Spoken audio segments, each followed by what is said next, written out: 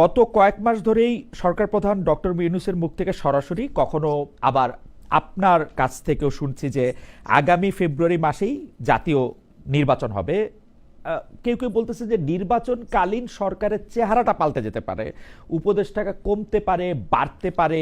এ ব্যাপারে কি আপনার কাছে কোনো তথ্য আছে, বা আপনি আমাদেরকে কোনো তথ্য নিশ্চয়ই আছে, মানে আপনি শেয়ার করতে পারবেন কিনা যে উপদেষ্টা পরিষদে একটা পরিবর্তন আসতে পারে কিনা? আমি যতটুক জানি যে নির্বাচন ফেব্রুয়ারির 15 তারিখের মধ্যেই হবে, এটা এক। দ্বিতীয় হচ্ছে যে নির্বাচনকালীন গভর্নমেন্ট বলে কিছু নাই, ইন্টারিম গভর্নমেন্টই এতে থাকবে। এবং সোফার আমি যেটা জানি যে কোনো ধরনের চেঞ্জ আমি দেখছি না যে আসছে কোনো কেউ কেউ এই অভিযোগ করছেন যে এই উপদেষ্টা পরিষদ আর মধ্যে আসলে ওরকম ফিটনেসের অভাব রয়েছে যে যারা এই ইলেকশনকালীন একটা সময় সামাল দিতে পারবেন। কেউ কেউ আবার এটা বলছেন, আপনি জানেন যে আপনি যাকে ভবিষ্যতের প্রধানমন্ত্রী হিসেবে দেখতে চেয়েছেন, যে শেষ জনাব নাহিদ ইসলাম বলেছেন যে এই উপদেষ্টা পরিষদের আসলে সেফ এক্সিট নিয়ে কথা বলেছেন। তিনি বলেছেন যে তার দল থেকে এটা বলা হয়েছে কয়েকজন উপদেষ্টার ব্যাপারে ফাঁস করা হবে অনেক গোপন কিছু। আপনি এইটাকে কি হয় দেখতেছেন, যে উপদেষ্টা পরিষদের বিরুদ্ধে একটা অনাস্থা কিনা রাজনৈতিক মহলগুলিতে? না, আমরা তো দেখছি যে তাদের সাথে আমাদের খুবই গভীর সুসম্পর্ক আছে। পলিটিক্যাল আপনি যদি রেসে থাকেন, অনেক ধরনের তো কথা অনেকে বলেন। তো আর আমি মনে করি আমাদের government so far they did an excellent job, এবং প্রত্যেক ইন্টারিম গভর্নমেন্টের প্রত্যেক অ্যাডভাইজারই ভালো কাজ করেছেন। না হলে আপনি যেটাকে চ্যালেঞ্জ ভাবতেছেন ইলেকশন, আমরা মনে করি এর চেয়েও বড় চ্যালেঞ্জ আমরা গত 15 মাসে উত্তরণ করে এসেছি।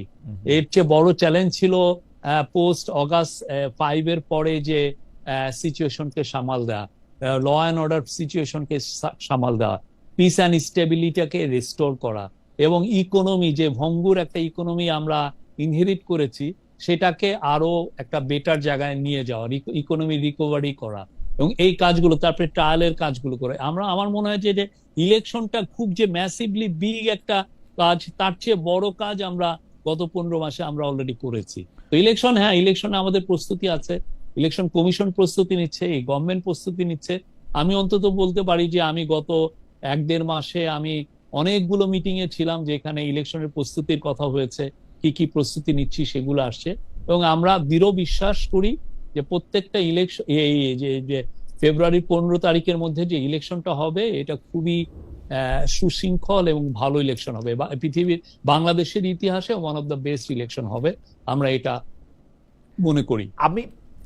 আমরা মানে আপনি কিন্তু খুব জোর দিয়ে ইলেকশনের ব্যাপারে বলেছেন যে পৃথিবীর কোনো শক্তি নেই যে ইলেকশনটাকে এখন সত্য। এখন আপনি পৃথিবীর কোন শক্তিকে মাথায় রেখে এটা বলছেন, যে মানে মানে আপনি তো নিশ্চয়ই, নাকি এটা আমরা দেখছি যে লোকাল এবং বিদেশি অনেক কনস্পিরেসি তো আছে এই এই এই আমাদের ইলেকশনকে বানচাল করার। তো আমরা দৃঢ় বিশ্বাস যে এই ধরনের কোন কনস্পিরেসি কাজ করবে না, এবং সেটার জন্য আমরা যথেষ্ট প্রস্তুত আছি এই কনস্পিরেসিকে কমব্যাট করার জন্য। আপনি এই সরকারের সবচেয়ে বড় কাজগুলির কথা বলতে গিয়ে আপনি পিস এন্ড স্টেবিলিটির কথা বলছিলেন, আপনি ভঙ্গুর অর্থনীতিকে ঠিক করার কথা বলছিলেন, কিন্তু সেগুলি কি মানে আরো খারাপ হতে পারতের জায়গা থেকে আপনি বলতেছেন, নাকি সত্যি সত্যি একটু ভালো হয়েছে? কারণ পিস এন্ড স্টেবিলিটির কথা বলতে গিয়ে সরকার ছাড়া বাকি সবাই মানে এক ধরনের, মানে সরকারে যারা আছেন তারাও আসলে এক ধরনের নেতিবাচক কথা মাঝে মাঝে বলেন, আর বাকি সবাই তো বলেনি। আপনি এটাকে আসলে কিভাবে দেখেন? খোদ উপদেষ্টাদের মধ্যেও আমরা অনেক সময় অনেকগুলি বিষয়, আমি আপনি চাইলে কোটও করতে পারি যে অনেকগুলি বিষয়, যেমন উপদেষ্টা পরিষদের একজন বলেছেন যে আমরা মার্কিন যুক্তরাষ্ট্রের সাথে কিসের বিনিময়ে কি পেলাম এটা আমাদের সবার জানা উচিত। ভয়ঙ্কর কথা। পররাষ্ট্র উপদেষ্টাদের মধ্যে একবার বলেছেন যে আমরা এখানে একটা করিডোর দেওয়ার কথা ভাবছি, পরে বলা হচ্ছে যে এটা দেওয়া হচ্ছে না। আপনি জানেন এরগুলা। আপনার কাছে কি মনে হয় যে সত্যি সত্যি পিস এন্ড স্টেবিলিটির দিক থেকে যখন 1, 5, 7, 10 বছর পরে দেখা হবে, তখন কি এইটা ভাবা হবে যে শেখ হাসিনা যাওয়ার পরে যে ক্যাওস লাগার কথা ছিল সেইটা আপনারা কম লাগতে দিছেন, কিন্তু স্টেবিলিটি আসছে, সেটা কি আসলে বলা যাবে পিস এন্ড স্টেবিলিটির জায়গা থেকে? হ্যাঁ, আমরা মনে করি গত 15 মাস বাংলাদেশ যথেষ্ট স্টেবল ছিল এবং পিসফুল অ্যাটমসফিয়ার ছিল। আমরা ল অ্যান্ড অর্ডার যে ধরনের পত্রিকাগুলো যা বলে তার চেয়ে অনেক অনেক বেটার ছিল। আমরা এই জন্য প্রতিনিয়ত আমরা স্ট্যাটিস্টিক্স দিচ্ছি, ল অ্যান্ড ক্রাইমের ফিগার দিচ্ছি, এবং আমরা আমরা এটা মানে খুবই এভিডেন্ট যে আমাদের সিচুয়েশনটা কোথায় আছে। এবং আমরা গত বছরগুলোর সাথে যখন তুলনা করি, প্রত্যেকটা ক্রাইম, আপনি যদি মার্ডারের ফিগার দেখেন বা অন্যান্য গ্রেভ ক্রাইম যেগুলো গ্রাভিয়াস ক্রাইম, সেগুলোর ফিগার দেখেন, খুব যে বেশি হেরফের হয়েছে তা না, দু একটা জায়গায় বেড়েছে। ওয়ান অফ দ্য রিজন বাড়ার একটা কারণ হচ্ছে যে এখন কেউ ভয় পাচ্ছে না। আগে তো আওয়ামী লীগের এগেনস্টে কেউ কেসই দিতে পারতেন না। আওয়ামী লীগের এক মেম্বার বা একজন ইউপি চেয়ারম্যান উনি রেপ করলে ওর এগেনস্টে কেস হয়েছে, আমার তো মনে পড়ে। তো ঠিক তেমনি এই গভর্নমেন্টের সময় সবাই নির্বিঘ্নে তাদের কেসগুলো ফাইল করতে পারছেন, এবং আমরা মনে করি যে পিস এন্ড স্ট্যাবিলিটি ছিল। আর ইকোনমি, যদি আপনি ওয়ার্ল্ড ব্যাংক আর IMF এর রিপোর্ট গুলো পড়েন না, তাহলেই দেখবেন যে ইকোনমি কোথায়। আমরা ইকোনমি, এই যে কোভিড উত্তর যে বাংলাদেশের ইকোনমি এবং হাসিনা যে চুরি চামারির যে ইকোনমি রেখে গেছিলেন, সেই জায়গা থেকে আমরা উত্তরণ করছি। ফলে ওয়ার্ল্ড ব্যাংক এবার বলছে, আপনি এই যে অর্থ বছর শুরু হলো জুলাই মাস থেকে, সেই জুলাই মাস থেকে আগামী বছরের জুনের মধ্যে সে বলতেছে যে আমাদের পোভার্টি রেট কমে আর 2%-এর মতো কমবে। সেটা আবার ওই আগে তো 20%-এর নিচেই ছিল, 20%-এর উপরে উঠেছিল, এটা আবার 20%-এর নিচে নেমে 19%-এ আসবে। আর আপনি এক্সপোর্টের ফিগার দেখেন, গত বছর পুরো একটা বছর এক্সপোর্ট প্রায় 9% বেড়েছে। আপনি রিজার্ভের ফিগার দেখেন, রিজার্ভ ইজ মানে ওয়ার্ল্ড ব্যাংক, এই IMF যেটা বলছে সেটা রেটে 26-27 বিলিয়ন, মানে আমরা 5 মাসের আমার ইম্পোর্টের কস্ট আমার আছে। তারপরে অন্যান্য যেগুলো, আপনি সবচেয়ে যেটা ভয় হচ্ছিল, সবাই এই ভয়টা ছিল যে আমি যদি মার্কেট বেস ডলার আর টাকার এক্সচেঞ্জ রেট করি, টাকা না ক্র্যাশ করে। পাকিস্তানে এরকম হয়েছে, তাদের পাকিস্তান রুপি যেটা ছিল ধরেন 150-এর মতো, সেটা 250-300 চলে গিয়েছিল ডলারের এগেনস্টে।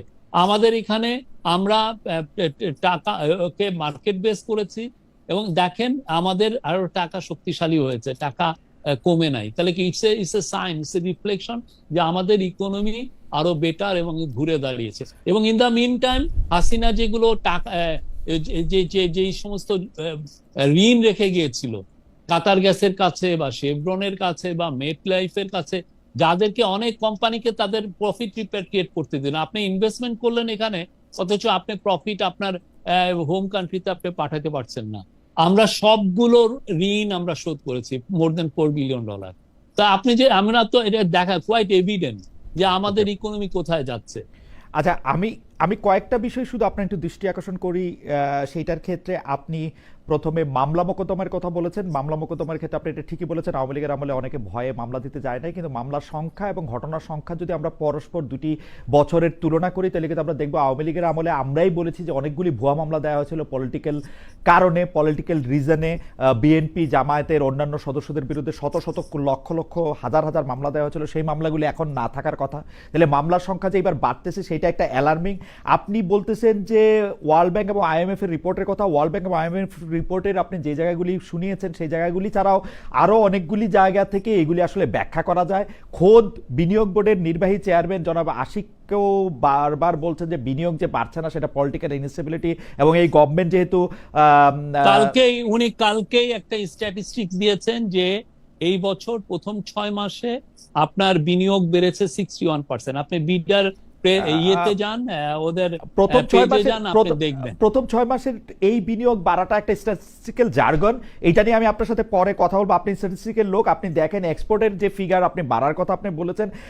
রিজার্ভের কথা যদি আমি একটা বলি, যে রিজার্ভ আপনি বলছেন আওয়ামী লীগের এত লুটপাটতন্ত্রের এগেনস্টেও আওয়ামী লীগ আসলে $20 বিলিয়ন রিজার্ভ রেখে গিয়েছিল, সেটার থেকে এটা বেড়েছে $6 বিলিয়ন।